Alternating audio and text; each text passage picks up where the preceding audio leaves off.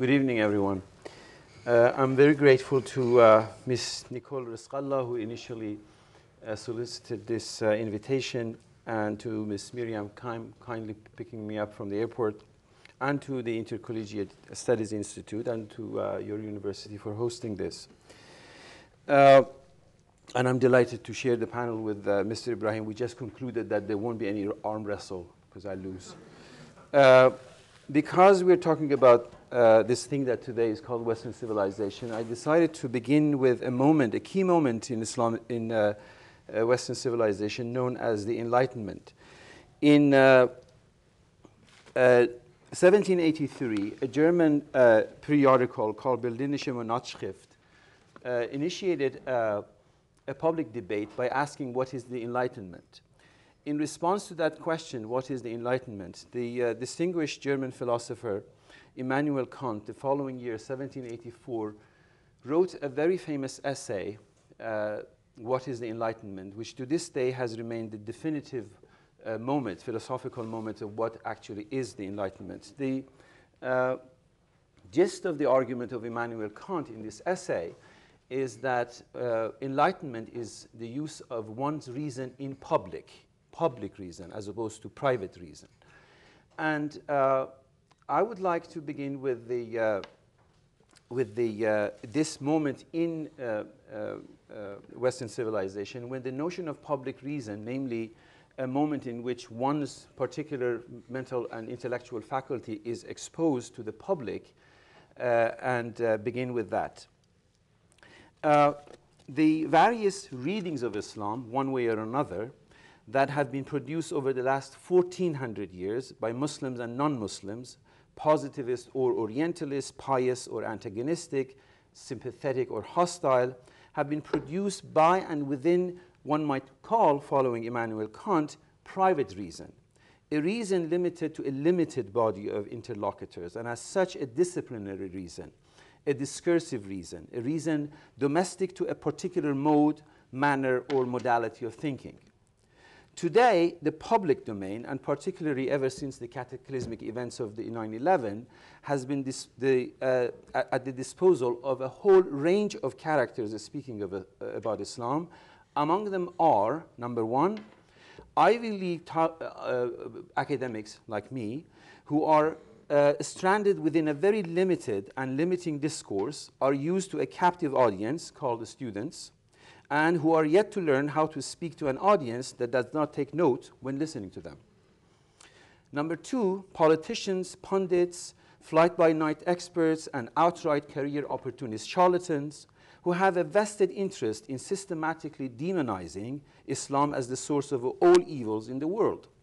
And number three, by offended and troubled Muslims who are deeply disturbed by such public perceptions of their faith, and alternatively offer a constitutionally peaceful, rosy, and blissful picture of their own faith. In direct response to the question put to me, is Islam a threat to Western civilization, I give a very simple, straightforward answer. No. Islam is no threat to Western civilization. Islam has much in common, in fact, with Western civilization. Islam is part and parcel of Western civilization with the same logic that posits Judaism and Christianity as part of Western civilization. If we were to take the Mediterranean basin as the navigational contours of the rise of Islam between the late antiquity and the rise of the Renaissance, it is impossible to isolate Islam and posit it as an antagonistic force against Western civilization. With the same logic that Averroes and Al-Ghazali cannot be posited against Moses Maimonides and St. Thomas Aquinas as their nemesis. They would be deeply offended, troubled, dismayed, and baffled by their ahistorical, untrue, and newly found hostility. But our problem is not with those great sages and philosophers who are long gone and yet very much happy and busy conversing in their own philosophical dreams. Our problems are rooted more immediately around us. Ever since the cataclysmic and criminal events of 9/11 and the subsequent US-led invasion of Afghanistan and Iraq, the foreign policy proposition of Samuel Huntington in his 1993 Foreign Policy essay and subsequent 1996 book, Clash of Civilization, has been revived and invoked as the modus operandi of our current global condition. If during the horrific events of 9/11, some 3,000 plus innocent Americans, among them many foreign nationals, were murdered by a criminal band of militant Muslims, in the aftermath of 9/11 and during the US-led invasion of Afghanistan, tens of thousands of Afghans, and after the US-led invasion of Iraq, hundreds of thousands of innocent Iraqis, 656 according to the Lancet report of Johns Hopkins University up until 2006. Iraqis had been killed, with millions more who made homeless and refugees in and out of their own homeland. So if we are to remain within the two fictitiously hostile binaries of Islam and the West, it would be more appropriate to ask if the West is a threat to Islam rather than if Islam is a threat to West. The problem, however, with the clash of civilization proposition is not who has killed more of whom, but with the whole categorical proposition of civilizational conflicts at the heavy cost of the historicity of the human condition. Civilizations are made of living and breathing human beings, receiving, remembering, forgetting, and reinterpreting their cultural heritage and their specific historical circumstances, and subject to such crucial factors as class, gender, and race. The Islam of a skinny young Algerian illegal immigrant laborer in France washing dishes in the basement of a restaurant is constitutionally different from the Islam of a Kuwaiti oil tycoon heavily negotiating between his gluttonous appetite and his cholesterol level upstairs in the same restaurant. The Islam of a young Iraqi woman emigre cleaning houses in Sweden to feed her children is seriously different from the Islam of a Khaliji billionaire's haram parading via Veneto in Rome along with their Filipino slaves, mobile phones, and heavy clouds of conflicting perfumes. The Islam of the women's rights movement in Iran is doctrinally and principally different from the misogynist Islam of the ruling clerical cliques in the Islamic Republic.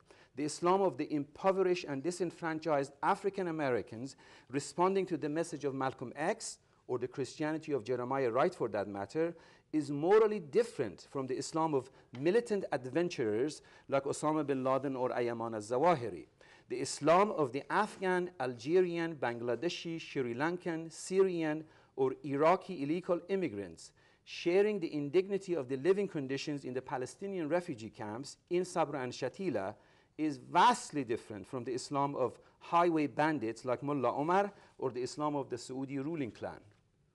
No religion is inherently anything, violent or peaceful, kind or cruel, just or unjust. Every religion is potentially peaceful, viably violent. There is scarce a religion more peaceful than Hinduism and Buddhism, but give them to the BJP, they skewer Muslims alive with it, or to the Tamil Tigers, and with it they have perfected the weapons of suicidal violence. The same is true about all other religions. The Islam of hijacking a plane full of innocent passengers and crashing it into a building full of other innocent people is not the Islam of Muhyiddin ibn Arabi, or the Islam of Maulana Jalaluddin Rumi, or the Islam of Yunus Emre. As indeed the Judaism of a mass murderer like Baruch Goldstein is not the Judaism embedded in the prophetic voices of Noam Chomsky, Norman Finkelstein, Ilan Pappé, and millions of other ordinary and decent Jews around the globe.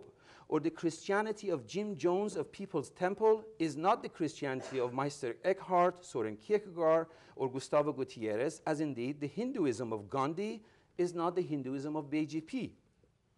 Blaming Islam generically for what happened on